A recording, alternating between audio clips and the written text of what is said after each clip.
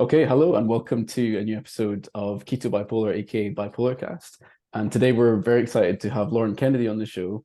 And so Lauren Kennedy, I'm sure many of you will already be well aware of Lauren's work. She lives with schizoaffective disorder and has been documenting her experience on YouTube for the past 5 years or so, and is a fantastic patient advocate and an amazing person in the community that has shared their knowledge and their experience of living with schizoaffective disorder in a very objective and scientific way and an intelligent and transparent way, which is something as patient advocates is so exciting because psychiatrists and people from across the board listen to people like Lauren sharing their experience because they're clearly people that have much more to themselves than just their illness. They have skills and capacities to share. And so I think when Lauren started doing keto, it was something really exciting because we knew we would find out the truth. Like we knew we're going to hear, is this good? Is this not? And if it doesn't help her, then we would hear about it. But actually, Lauren's journey has been sharing how much keto has been a hugely positive influence in her life over the past few months. And so you can find her on Living Well with Schizophrenia on YouTube, and she's documented her experience for about 6 or 7 months now doing medical keto.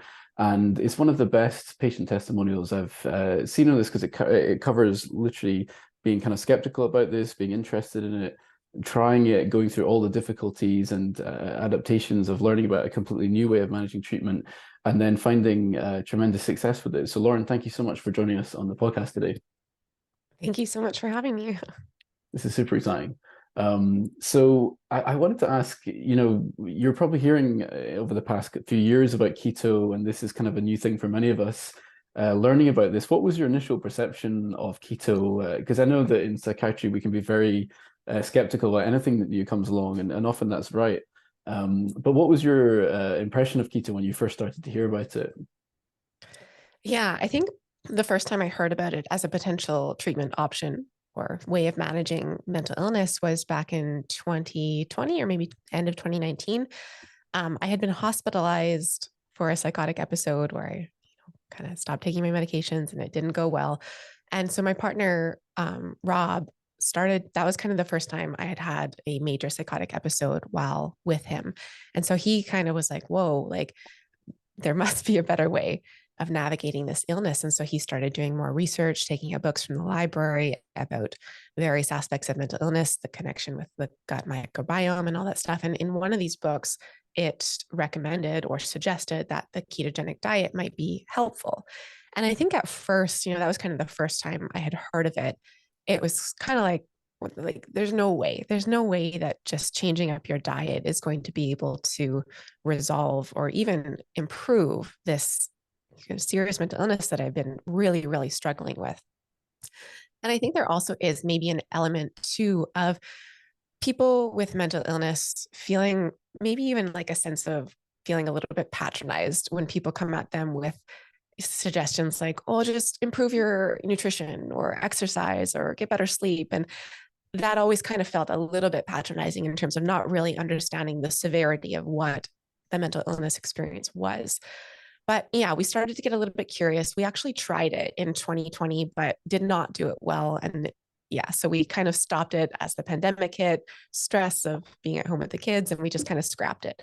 But we always kind of stayed a little bit curious about it and actually ended up having Dr. Christopher Palmer onto our channel to talk more about mental illness as metabolic dysfunction. I think that was in like February of 2023. And so that was when I think I started to take it a lot more seriously as, something that actually has scientific merit to it in terms of being a effective medical intervention. And so, yeah, we just kind of kept digging more and more into the evidence around it or the theories around it and whatnot, and eventually decided to give it a go in December of 2023. Amazing. And it's so interesting seeing that journey because I saw your earlier interview with Chris when you were kind of interested in this and asking about it. And it was really reflecting how many people feel about this, that we're always hopeful when something new comes along that could be helpful, but then also there's a tremendous amount of skepticism because we've all tried so many things that haven't worked. And so I Yeah. can totally understand how you would feel like that. And so how has doing medical keto over the last few months changed your experience of schizophrenia, and how has it made life different for you? And again, people can find on your channel, Living Well with Schizophrenia, the documentation of the whole experience of the past few months. But how would you summarize it for someone that's new to this or hearing this for the first time? I mean, to put it succinctly and briefly, it has completely changed my experience of living with schizoaffective disorder.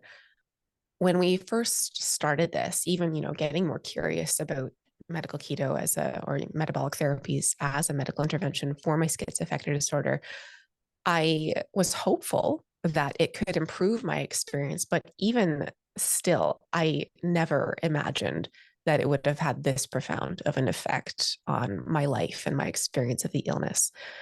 I, shared on the channel that I very quickly kind of stopped experiencing the hallmark symptoms of my illness, hallucinations, delusions, paranoid thought, even mood fluctuations out of the norm. I kind of just stopped experiencing or struggling with. But it's gone even beyond that elimination of symptoms into increasing my general capacity and just kind of the way I'm able to show up in my life, which is kind of having this compound effect of the better I'm able to show up in my life, the better my life is. And it's just this kind of really wonderful cyclical or feedback cycle that is happening that is just improving my life in a lot of different ways. It's amazing. I remember before I started keto, my executive functioning was quite literally non-functional. I could not go and make a call to the doctors to schedule an appointment and then follow up and do it. Like that mechanism, whatever it was in my brain that handles all of that, was just not working. And then suddenly I went into keto and everything starts working again. I can think clearly. I can play chess. I can organize stuff. I can work. And it all just fell into place. And it was amazing. And I think I noticed for myself, at 2 or 3 months, my parents and I noticed something was completely different. So when you started it, you said you started in 2023, early 2023, you started taking it seriously. And I assume and I've seen your videos, you were tracking your ketones, you were measuring out the macros, you were doing it really seriously. How long did it take into that before you started to notice the benefits? And what did that look like as you realized something was changing? Yeah. So we started end of 2023, like December. And Okay. I think it was like even as early as like 2 weeks in that I started to kind of be like, something's different. And I remember saying to my husband, Rob, like, I think I have way more capacity. The first I noticed was in how I was able to show up with our kids. And I just felt I had way more capacity. I had more patience. I was able to be more present and just show up in a way that I couldn't really access for a long time. And so even that early on, and he would say to me like, "Oh, come on, like I don't, like, 2 weeks in, I don't know if maybe that's wishful thinking sort of thing." And I started to feel like, yeah, okay, there's no way that this is having this kind of effect this early on. But it just continued from there to keep getting better and to keep opening up capacity further. And yeah, like you said, Matt, like just the executive functioning difficulties were falling by the wayside, and I was able to be more, yeah, present and productive in my life and show up in ways that were feeling really, really good. And when you say show up with your kids, does that mean like you were physically showing up or you were emotionally available, or like how did the experience with them look like? How's it different from when you weren't on keto to when you were? Yeah, kind of all of the above. Yeah. For a while, navigating living or struggling with schizoaffective disorder and having kids, there was kind of like I had a limited amount of capacity that I had to be really intentional and mindful about how to allocate in my life. And a large chunk of that went to my kids because that was a priority and something that I wanted to focus on. But even then, I did still need to like take breaks to kind of recharge or deal with symptoms that I was experiencing or whatnot. So, yeah, in a physical sense, I was able to literally be more present with them. But yeah, on an emotional and yeah, mental level as well, just able to be more present and to give more of myself in the way that, I had kind of always wanted to. Yeah. And kids take up a lot of energy. It's like, is this ever a test of like your executive function? It's like, it's like spending a full day with your kids, because it's really like it's the thing that's most important to you in your life, and it's also the thing that demands the most energy from your thinking and your attention, and you're trying to keep them safe, and you're trying to manage 50 requests for different things. And so I really feel for parents that have bipolar, because I've spoken to many, and at least 2 or 3 on this podcast, who said they missed their kids' childhood, and it's kind of heartbreaking that that's the case. But like Mia, for example, on our podcast, described decades of not being able to really engage with her children the way she wanted. It's only now she's like rebuilding that relationship. And another of our guests, I'm blanking on who it was, but I was watching it just the other day. I think it was actually Nessa. It was, and she was saying that she just missed a whole portion of her child's childhood because of having this illness. So anything that is a litmus test for being kind of improving or functional is like your interaction with your kids, and it's amazing that you've experienced that benefit. Dude, I'm so glad I found this before I had kids. Very, very, very lucky. Yeah. I can't wait to show up and be like even, and like they're throwing tantrums, and I have like 2.5 millimoles of ketones in my brain, just like calmly handling the whole situation. It's gonna be great. There's going to be a lot of like hacky sack playing on the trampoline. Yeah.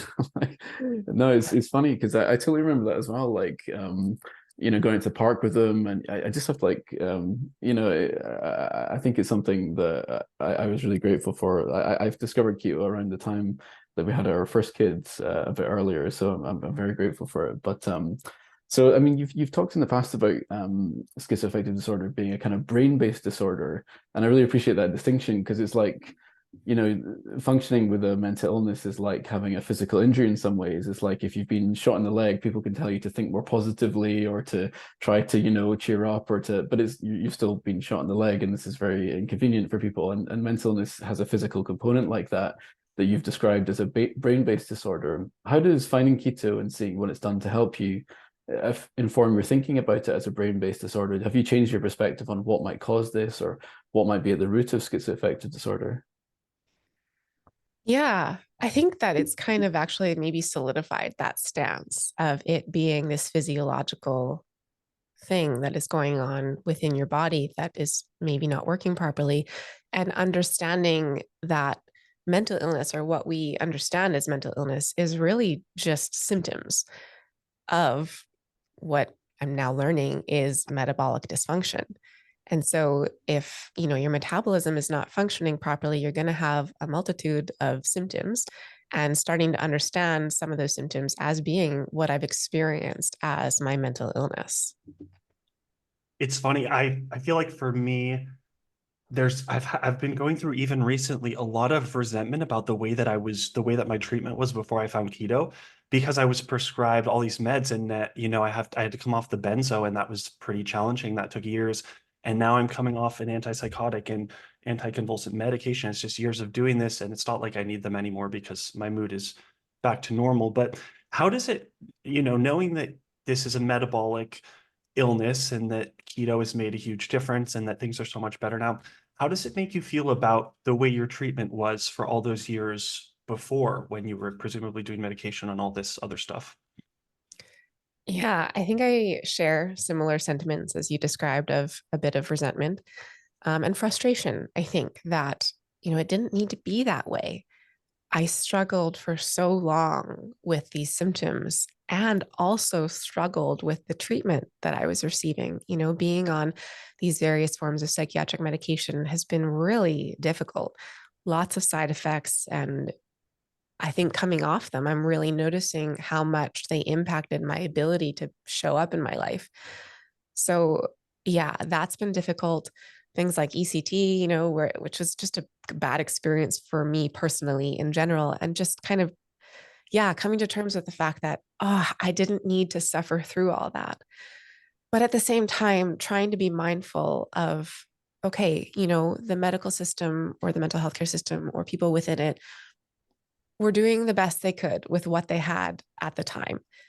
And, it's been stated, we don't really understand mental illness fully in terms of the mechanisms behind it and stuff. But I'm hoping that the more research that is coming out around metabolic psychiatry, and the more patients like yourselves, or what we're doing on our YouTube channel, are sharing our stories and letting people know how effective this intervention is, I hope that it's going to kind of move the needle in terms of how mental health care is delivered going forward, and maybe other considerations that just haven't been a part of that. And also, though, I am kind of realizing that I think that this is really going to be a patient-led movement more so than overhauling the system and starting there. I'm really, seeing how it's kind of taking people advocating or taking ownership over their own care, over their own mental health, and advocating with their care teams to be looking at more holistic, or looking at the root causes of what's going on, and really encouraging the medical system to go through that with them. This is why we started this podcast, because it's like in all the kind of trials of psychiatric conditions, you get these like quantitative measures of like they improved this much on this scale, but you never see the real person in the trial communicating their experience directly. And it's a bit odd. It's like all the patient experiences are hiding behind a wall of data that's impenetrable to most people. And that leaves a lot of room for what we call in Scott like shenanigans, like things not really working, but appearing to work. And so when you have real patients just sharing their experience, it's clear, are you a healthy and thriving person? And it's so clear watching your YouTube channel that you're a really healthy, thriving person that sees new possibilities for life and new potentials opening up.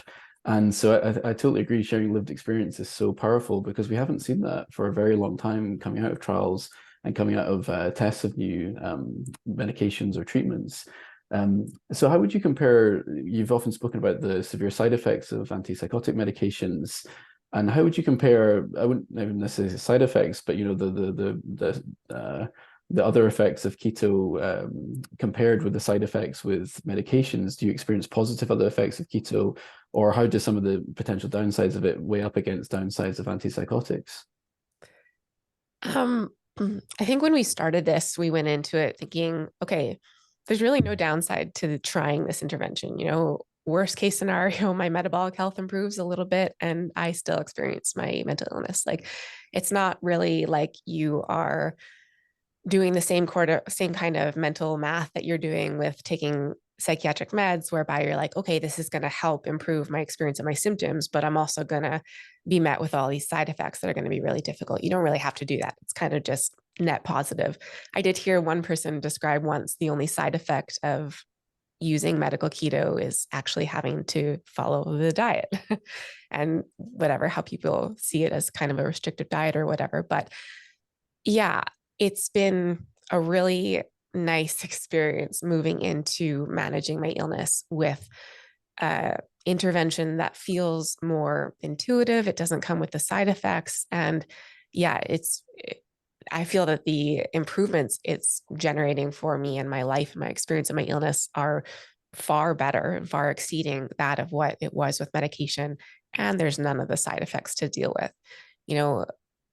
I think I understand that there is definitely still a place for using psychiatric medication in mental health care, be it to help stabilize someone who's experiencing acute crisis in terms of symptoms. Perhaps there's still room to use it there. But I do think that there is a big problem within mental health care of working at just kind of getting people on these medications right away and never really considering the prospect of what it might look like to get them off. There's kind of just this assumption that they will need to take this medication for the rest of their lives, especially with illnesses like schizophrenia or bipolar, where we're told, okay, you're going to need to take this for the rest of your life. And so, yeah, I worried for a lot about long-term side effects of these medications. I knew on a short-term basis, they weren't exactly enjoyable to experience either. Experience things like, if anything from stuff as mundane as just dry mouth to things like extreme weight gain or blunting of my emotional experience and my ability to process and be in the world. And so, yeah, it's been kind of incredible moving away from that has affected my life kind of negatively, as well as helping me manage my symptoms. I will note that, but moving into this other modality of treatment that is really just improving my life. And like you said, Ian, that concept of encouraging thriving within a patient is really feeling more the experience that I've had with keto. It's shocking, right? It's shocking that like it's even for me, I have weird moments when I'm coming off these meds where I feel some emotional depth in my experience of something that I haven't felt in years, like some Yeah. sort of profound sadness or emotion or contentment or spiritual experience that like I haven't had in 10 years, and it's just coming off them. And it's almost for me like there's a spiritual component of these meds where not only they're, especially like antipsychotics and all these meds that I was on, where they blunt my spiritual experience and so much of my life like that. And I agree with you, Lauren. Like I think in acute situations, like for me, when I had acute manic psychosis, maybe an antipsychotic in that situation just to bring me down enough that I could think clearly is necessary. So I'm grateful for them in that sense. But yeah, being on a cocktail of meds that cause more metabolic harm than perhaps the good they're doing over the long term, over many, many years, is not going to be a good situation for people. And I know so many people who have gained 50, 60, 70 pounds on these meds and antipsychotics. And I used to go to bipolar support groups where people had gained all this weight and would talk about it. And I'm like, that's just awful. And the metabolic harm that these meds are causing. One of the things that really bothers me is I feel like people don't believe me. Like I talk to people about this, and I would like to see people see the evidence in my own life, going from hospitalized multiple times, manic psychosis, homelessness, to now living on my own, working, taking care of all of my affairs, living independently, doing all this stuff. Do you find do you get pushback from people when you talk about this? Do people believe you? Like, what is your experience of that? It's been really interesting going through this process very publicly. So when we first shared that we are going to be trying this over like a 6-month period or whatever, I was quite stunned at how much emotional reactivity came from our audience around that. There were for sure people who were supportive and excited and, were eager to see how it went and hoped it worked well. But there was also a huge amount of people, maybe even like more than 50%, who were angry or upset or who thought there's no way that can work. And so that's been, yeah, difficult to kind of navigate. And even still, even it's about 8 months in, there are still some people who are seeing me, thriving in my life and not experiencing symptoms and stuff, and still making claims like, oh, this is the placebo effect. You know, any day now you're going to fall back into psychosis. And yeah, so that's hard. But I think we also do need to understand I for anyway probably have been in a similar mindset at various points of struggling through my illness where I just don't have hope, you know. And anytime someone offers this new whatever answer to curing mental illness or whatever, there is a huge part of you that wants to protect yourself in a way and not allow yourself to believe that that's a possibility for fear that it's just not. So yeah, maybe understanding that hopefully that's where people who are criticizing it are coming from.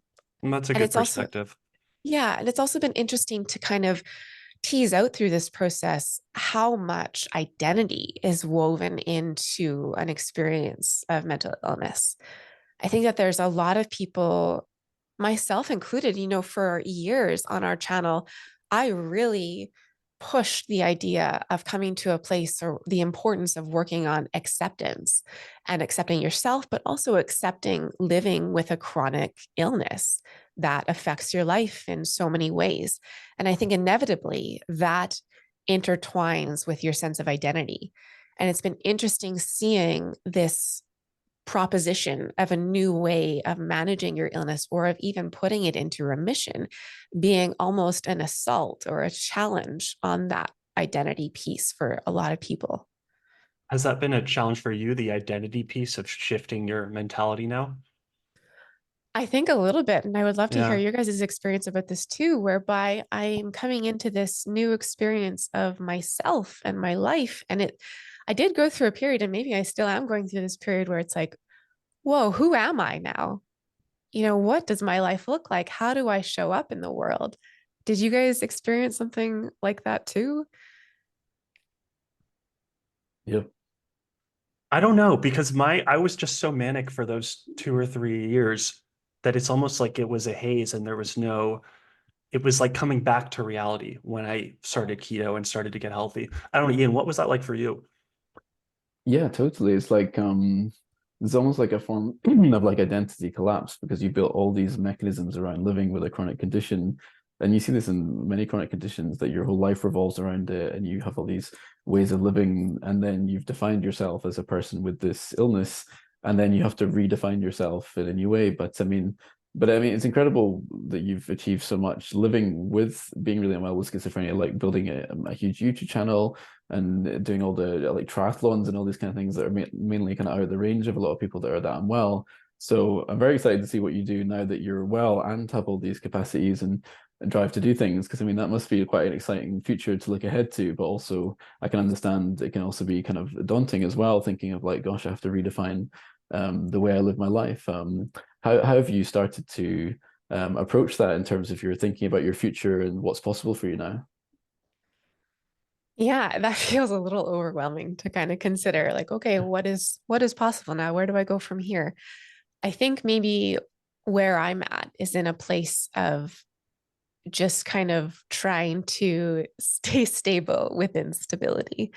I was talking with Rob last night about how for the bulk of our time together, of our relationship, there's almost been this like lament and this desire for something, for this like idea of stability that has really felt elusive for a long period. And, part of that is just that life is complicated and messy, and there's lots of challenges involved it's hard to maintain stability. But a big part of that was the effect that my illness had on our life in terms of not allowing us to, yeah, maintain that sense of stability.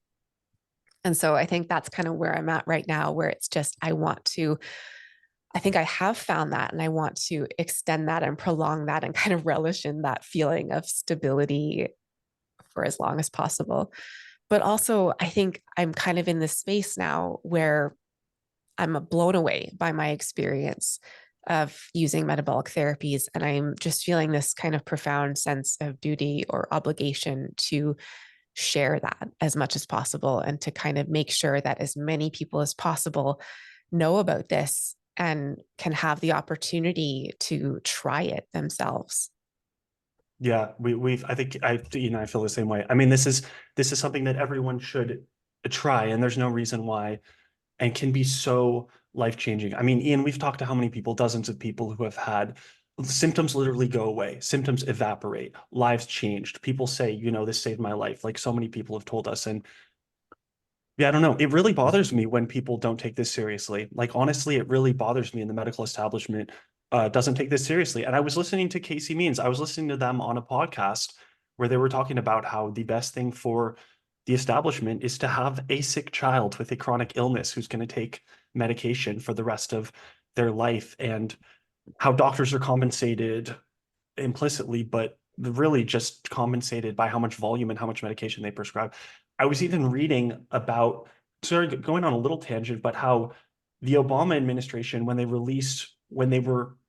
were doing standards for doctors for care, and they would reward doctors based on how many people would adhere to medication and stay on medication, and that was the metric for like how well a doctor was performing, instead of having a holistic picture of health. Um, it's changed, having this illness has changed my entire perspective about my own health and everything. So I'm curious, like, are there any, you do keto, you do this, it's helpful. Are there any other like habits you have related to metabolic health, or lifestyle interventions, or things you look at, or things you pay attention to in your life, anything like that? Yeah. So when we started this, we wanted to approach it kind of as fully as possible. So we not only did we switch our nutrition over to following the medical ketogenic diet, but we also really focused on getting regimented and routined with exercise, various forms of exercise. We've been trying to focus on sleep. I have felt that has been the most difficult for me, but trying to focus on getting better sleep and getting that into a routine. A big one actually for me that maybe I don't talk about enough on the channel is abstaining from drugs and alcohol. I think that, yeah, we could get into that more, but that has been big in terms of improving metabolic health and my experience of my illness. Even things like social engagement, trying to be mindful of doing things like that, all these kind of different things, factors that I think can improve metabolic health. We've been really trying to focus on and dial in. Yeah, I haven't had a drink in 4 years. It's been so absolutely critical. Ian, what about you for that? Yeah, totally. Yeah. I mean, I think that all these things, because we often start this podcast by saying ketogenic diet and other metabolic therapies, and we never, we've got this term for it, but it's really, and some people say, oh, what do you mean by other metabolic therapies?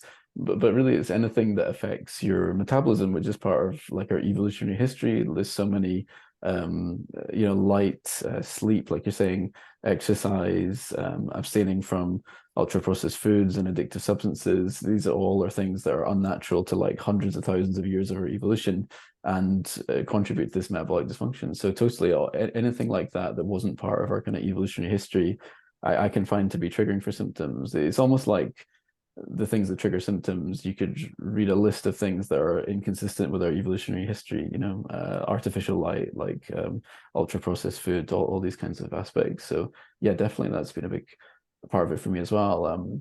And so like managing all these different things, like circadian rhythms, sleep, diet, what do you think is the right kind of support for someone trying this? I know you've worked with Nicole Laurent, who's fantastic, advising people on how to use ketosis. How has it been working with Nicole, and what kind of support would you recommend for someone who wants to try this for themselves? She's been instrumental in terms of figuring out how to do this in an effective way, troubleshooting when anything came up. She's just such a wealth of knowledge. And I would really encourage anyone to seek out someone like her, a keto coach who has knowledge of it as a medical intervention and can kind of help guide that process.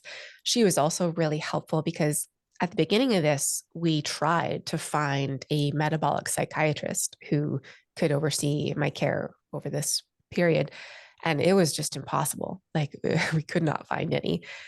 If we could find any who had some interest in taking this on, they were out of jurisdiction, or there was, so it's very difficult to find that type of care. And so what has been really helpful is having Nicole to kind of provide knowledge and kind of consulting almost for my care team, my psychiatrist, my physician, my therapist, to kind of figure that out as a collaborative team, because they just don't know much about this as a medical intervention.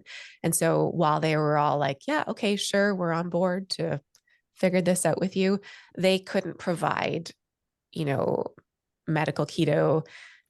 ketogenic therapy or metabolic therapies, even really insight into what I was trying to do. So that was really instrumental.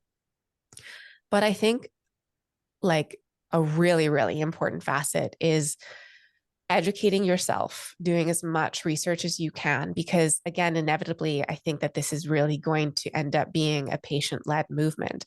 And there, as it currently stands, requires a very high degree of self-advocacy in terms of being able to access this as a therapeutic treatment. And so, digging into literature about metabolic psychiatry, digging into resources online, so initially I started with Dr. Christopher Palmer's book, Brain Energy, moved on to Dr. Georgia Ead's book, Change Your Diet, Change Your Mind, reading Casey Means' book right now. I'm also really enjoying that, Good Energy, just about metabolic health in general. Metabolic Mind is a fantastic resource on YouTube to dive into using the ketogenic diet as a therapeutic intervention. And just really trying to get as much information as possible about how to use it as an effective medical intervention. Yeah, so I'm curious I wanted to ask you, we're trying to start this movement, and I think you mentioned that you think it's going to be a patient-driven movement, which I agree with, because I don't think we can really change a medical establishment that's steeped in pharmaceuticals and diagnose and prescribe, and this whole model for care that's really not preventative care. I mean, we all know this is not preventative care. We know that medical schools don't teach nutrition, and doctors don't know anything about nutrition, and that nutrition and some other things are the way that you prevent these chronic illnesses. Not just, we're learning mental illnesses are preventable with diet and other lifestyle factors, but all these other illnesses. Like, Lauren, do you have a feeling for how we can start this movement or accelerate it, or any like thoughts about that? I mean, I think you guys with this podcast are doing a lot of that work, sharing stories about this being a really effective treatment. And I hope that, by sharing stories on YouTube, on various other social platforms, it's going to reach people who can get curious about it and ask their doctor about it, advocate for themselves, share with their circle who may be also experiencing difficulties with mental illness. It's been really, really incredible also going through this project on YouTube, seeing how many comments there are from people saying, I've been inspired to try this myself. It's changing my life. My doctor didn't know anything about it, but I advocated for myself with it, and my illness is in remission. Like, so many people sharing that experience. And so the more we can talk about that and spread that message of hope, really is what it's coming down to. I hope the more mainstream this will become. I think it's, and one of the things I've realized as well is we have to keep sharing our experiences, and I totally agree. This is the way, this is what drives us forward, is real people having real improvements, and that's unfortunately so uncommon in psychiatry, to have people go into remission for extended times, that this is a really powerful impact for people. But I realized that the people in the kind of system, as it were, are really, many of them are on our side. Like the psychiatrists, they want change as much as the patients in many cases. They're seeing patients suffering, and they're seeing them treatment resistant and can't get the care they need, and they're desperately wanting new treatments and new methods. I was sharing with you, Lauren, that we're at the Royal College of Psychiatrists International Congress in Edinburgh, and there was about 1,000 psychiatrists there, and I played your video for World Schizophrenia Day. And it was amazing the impact this made, because they don't see patients talking like this or responding like this, particularly ones who are clearly lucid and intelligently describing their experience. And it was something that really made a huge impact on that. And since then, we've had many people reach out saying they want to start programs of doing this. So I think every time we speak out and share our experience like this, it has this chain reaction through the kind of psychiatry community as well, of people recognizing what's happening here, which is very exciting. So I wanted to ask, you've been using a CKM to track your ketone levels. I wondered if you could share any insider tips on what you found so far with this. Are there any ketone levels that are particularly therapeutic or helpful, or what have you learned so far using this? Good question. So I think that this might be like kind of an individual experience in terms of what feels the most therapeutically beneficial. But for me, early on, I kind of had to be in like 3 millimoles per liter or higher. Like, yeah, I really felt my best on really high levels of ketones. And for some reason, I just had really high levels of ketones. My husband, Rob, is doing this with me as well, and his ketones were always quite a bit lower. So I think that there is a large degree of kind of discrepancy between different individuals. But yeah, at one point, I think I took some exogenous ketones that had sucralose in them. And I don't know, I guess the sweetness kind of like kicked my body out of ketosis, even though it wasn't actually sugar. And my ketones just plummeted after that. And before I even saw that my ketones had plummeted, I knew that I was experiencing the beginnings of like psychosis. And so that was interesting to really see a very tangible link between my symptoms and my ketone levels. But more recently, I think my ketone levels have kind of dropped quite substantially. I used to just kind of live in that 3 to 6 area, but now I'm really more in like the 1s, maybe 2s, and I'm not experiencing symptoms. So I'm not sure what that's about. Nicole has suggested that perhaps sometimes your body can start to be more efficient at using the ketones that you're producing, and so your readings drop. So that could be what's going on. Another thing that's kind of been going on for me is my like menstrual cycle is regulating, and I think that's having an impact on my ketone levels as well. I have PCOS, which is polycystic ovary syndrome. And so my menstrual cycle has been super, super irregular my whole life. but using keto, it's like completely regulating. And so Nicole shared with me that also menstrual cycle can impact or lower levels of ketones too. So as my body's kind of trying to figure that out, I think that might be affecting my ketone levels too. But yeah, the continuous ketone monitor is super cool to be able to see like real-time trends about how things affect you. Exercise is one that I've really noticed. You get a big spike following exercise in your ketone levels, and that usually feels good. Cool. What other things impact your ketone levels? I've never done the CKM. I do the blood prick all the time, but never the CKM. So you can kind of tell when we've never really had too much carbs because we're pretty mindful about that. But sometimes you can see that you've had probably too much protein when your ketones start to go down after a really protein intensive meal and not getting enough fats and stuff. So that's kind of been nice to bring it awareness to, because you think that on keto, you can just eat as much meat or whatever as you want, but you do kind of have to be mindful of not going too high on protein without also going really high on fats too. So that's been good insight to have. Yeah, it's just kind of cool to see trends in your ketones on a real-time basis throughout the days. The PCOS connection is really fascinating because there's a kind of some consensus in the literature that PCOS is caused by insulin resistance. And on episode 24 of this podcast, we spoke to a young lady who had been she had PCOS and she was put on ketogenic diet, not for bipolar, but for PCOS initially. And when she did that, she experienced the same thing as yourself, like the reduction of her PCOS symptoms. But at the same time, to her surprise, her bipolar started going away. And she was like, what is happening here? And she eventually realized that the two, and I find that really fascinating because if both are caused by insulin resistance, and the medications they give for PCOS, to my understanding of it, or perhaps like myoinositol, and these are activators of insulin signaling networks in the body, and this reduces symptoms of PCOS. But the myoinositol system is what lithium works on, and there's many like mechanistic reasons to think that bipolar is caused by disruptions in insulin signaling. I've been publishing about this for quite a number of years. And so I think when you see these concomitant improvements in separate physical and mental health symptoms, it says something about the underlying mechanisms here that is really interesting. So do you see physical health and mental health now as interlinked because you've seen this improvement in separate conditions? And is this something this is a dynamic did you think of mental health and physical health as being connected in this way before keto?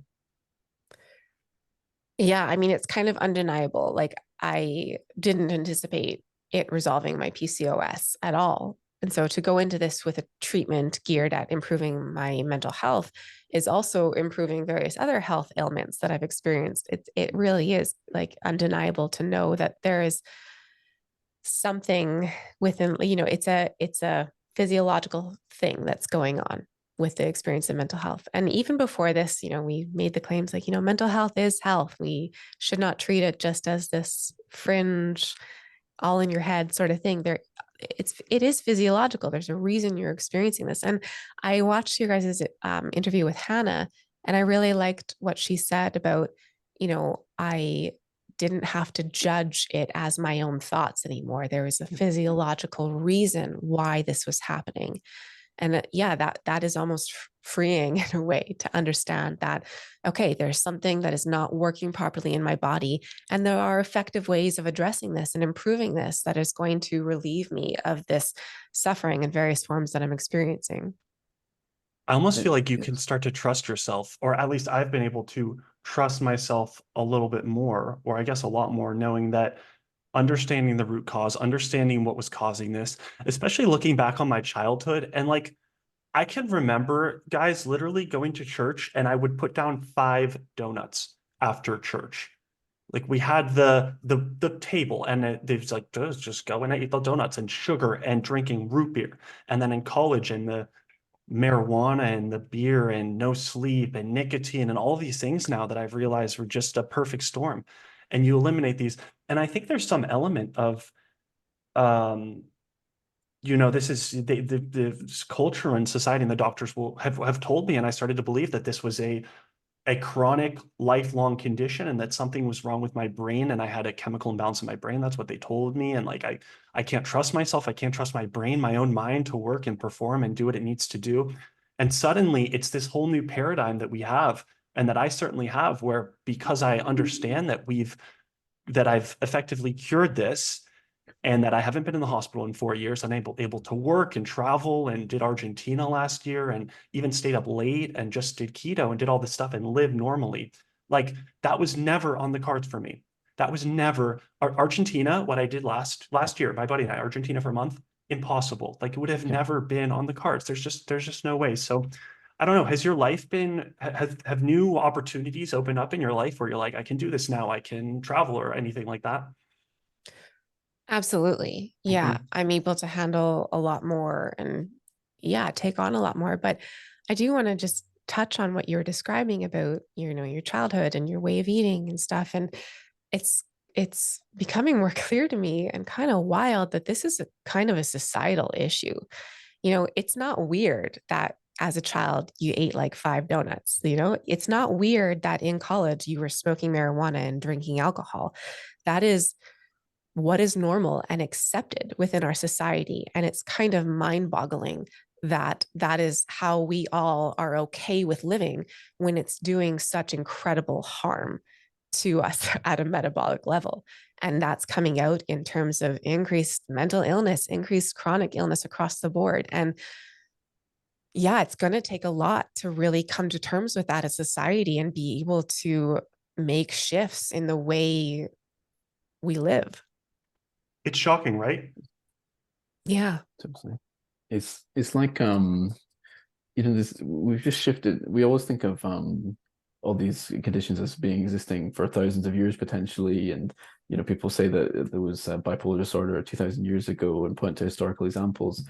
But I'm still on the fence about this, but it might not be the case. This might be a totally modern illness. We really don't have like psychiatry going back long enough in history to say that this was a really truly ancient condition. I'm sure there was all kinds of mental illness in the past, of course, but the way we experience bipolar and schizophrenia now might be a really modern chronic condition that comes out of these factors that you're describing, like the severity of it. And so when we take those modern kind of adaptations away, like ultra processed food, artificial light, so forth, maybe we're just returning to kind of more natural environment. So just like related to what Matt was saying, like growing into this new phase of life of having more capacity, more ability to do things. Some people that go through really traumatic life journeys, they often write biographies or talk about it, and they talk about the kind of growth that comes through that.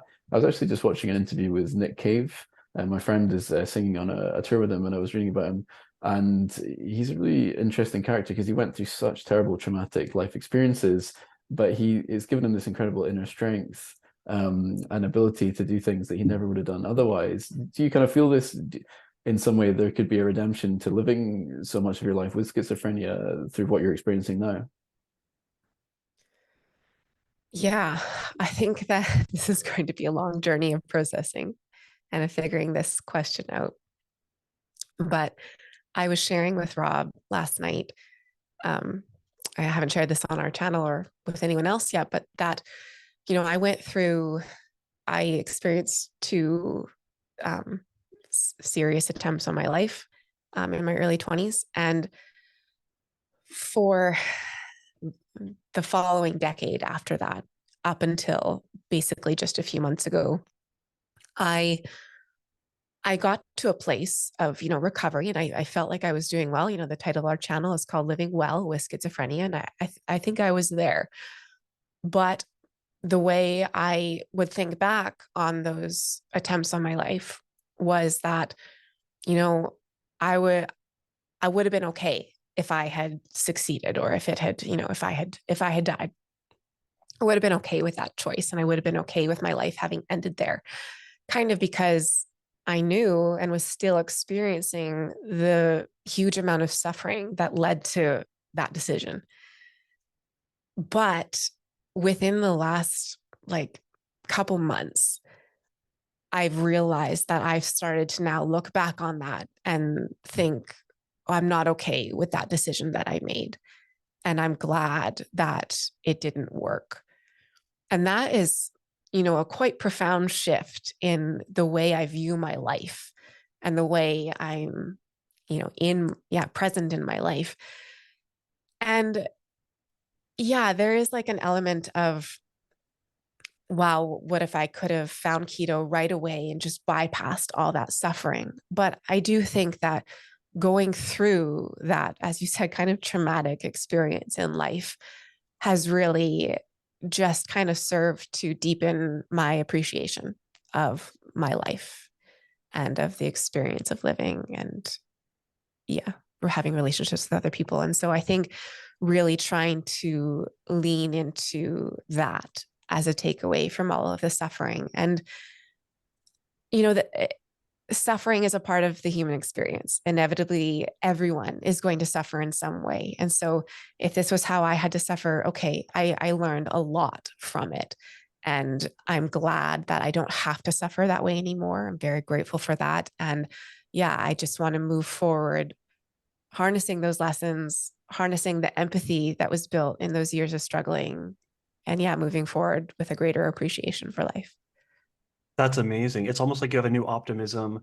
I mean, just that change in perspective that now you're not okay with that would have happened. It's like life is worth living now. You have something. There's something like good looking forward to objectively, where it's like the future looks bright and possible. I think yeah, I mean, the change in perspective you've had, you said the last couple months just speaks to the power of healing and the power of the diet. I think for me, I'm on the same boat. Like, it's almost like being tough in a cool way. I don't know. I sometimes find that people who have had it very easy, and this is not universally the case, but it's cool to have a little bit of grit and have gone through some bad stuff and be a little tough and be a little humble. And like for me, there's a very spiritual component to this where I owe my entire life. It seems like the world has been kind to me, and I owe it to God, and I owe it to just like this fortunate set of circumstances. I mean, there's no reason, like when I was on the streets and I was crazy, luckily my parents came and found me, but there's no reason I shouldn't be talking to myself on the streets of Los Angeles right now. Like a good kid from a really good family, and then I went crazy and ended up there. So I don't know, that thought is really, I hold on to that because it's humbling for me. Um, and of course, it makes me want the same thing for people who haven't found this yet. Is there anything of like a spiritual component in the illness or the recovery for you? Yeah, I think more like spiritual experience in the sense of like constantly reflecting on who I am in the world and in relation to other people. And yeah. And, it was also interesting listening to your interview with Hannah, where I think for people who experience bipolar or schizophrenia or whatever, I think that oftentimes kind of wading into that reflection or that spiritual experience is often seen as a bad thing or, symptoms emerging.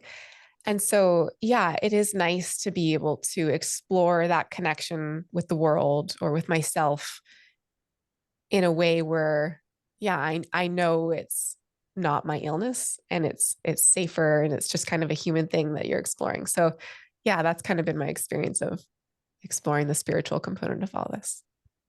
There's a name for something like that, which I think actually Hannah mentioned this to me. Was it called post-traumatic growth? Like it's people study this of like people that have been through particularly traumatic journeys, either mental illness or cancer, or maybe they were in some historical situation, and they have this period of growth after that where they really discover new aspects and things about themselves. And it is a very, like you say, Matt, like a kind of almost like spiritual type of experience for people discovering new capacities and parts of their mind that had been shut down before. So I'm really glad you brought that up, because I've heard that so many times, and we've heard that on the podcast from many people, this kind of like growth that can happen after that experience. So I want to be respectful of your time, particularly because we're on a Sunday here and you've got probably good things to do after this. But I want to ask, if I've often thought to myself, having discovered this, if I could send myself a note back in time to when I was first diagnosed, I was going to the psychiatrist, asking what's happening with me, and I could give myself 3 bullet points from my future self, having learned everything I have on my journey. What kind of 3 bullet points might you send yourself, or 1 or 2, back to kind of tell yourself about what you know now? I mean, maybe start off with do medical keto, Yeah. use metabolic therapies. Yeah, that would maybe save a lot of time and suffering. Yeah. And maybe the second thing being an addendum to that of like, take it seriously, and understand that you are going to need to do different things to take care of yourself that might look different from what other people are able to do or are doing, like we talked about drugs and alcohol or other, things that are not good for metabolic health that I just can't do if I want to steer clear of my mental illness, and really taking that seriously. Because, I think for a lot of time, I just did stuff like that. Like I would go and drink socially because my friends were drinking, even though I knew that it increased my symptoms and it almost incapacitated me the next day or for days after. There was just this desire almost to be normal and to fit in with people who don't deal with these kinds of debilitating symptoms. So understanding that that's okay, that you can't do what other people are doing, and it's best to just take care of yourself. And I think maybe the most important thing I've learned, even before navigating this keto project, but especially navigating it, is the importance of taking ownership over your own mental health, your own well-being, your own care. I think that I know that I found myself in this position, and I see a lot of other people who find themselves in this position whereby they have this operating assumption that the medical system is going to save them or is going to heal them in some profound way. And inevitably, when it doesn't, or it's not capable of doing that, there's this extreme sense of loss and of hopelessness and despair that comes about. And I think it's so important to understand that you are in control over your own health and well-being, and you need to take ownership and a sense of empowerment, I guess, over that in terms of figuring out what is going to work best for you. Maybe it's keto, maybe it's something else, but you need to figure out what is going to help you to feel your best and to thrive. And then to also, advocate for yourself within the medical system and work with them to achieve those goals or whatever you're feeling is going to be of most benefit for you. I think it's a great message for people. Do you have anything else you would say to people who are going through this right now? People who are going through struggles with mental illness, or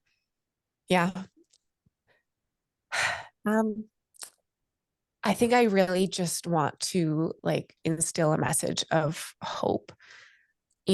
I understand what it feels like to just kind of write off the possibility of being able to lead a life that you had once hoped or imagined for yourself because you're debilitated or experiencing distressing symptoms that really impede your life and your ability to function.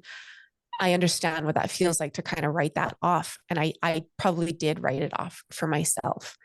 But moving through these last 8 months, I've really shifted that perspective into one of, oh, wow, these things are possible.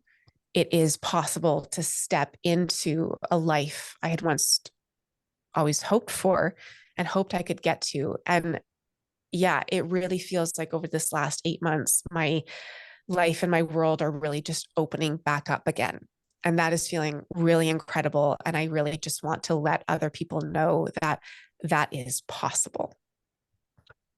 We're super excited to see what you do, because if you're unwell with schizoaffective disorder, doing all the things you've done so far with your life, goodness knows what you'll achieve going on from that. Exactly. So it's watch out, world.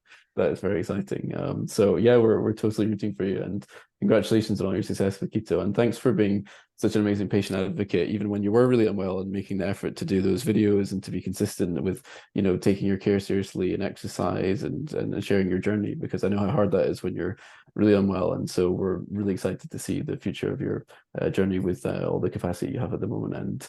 And we're rooting for you. So thanks very much for speaking with us today and taking the time. Thank you, Lauren. Thank you so much.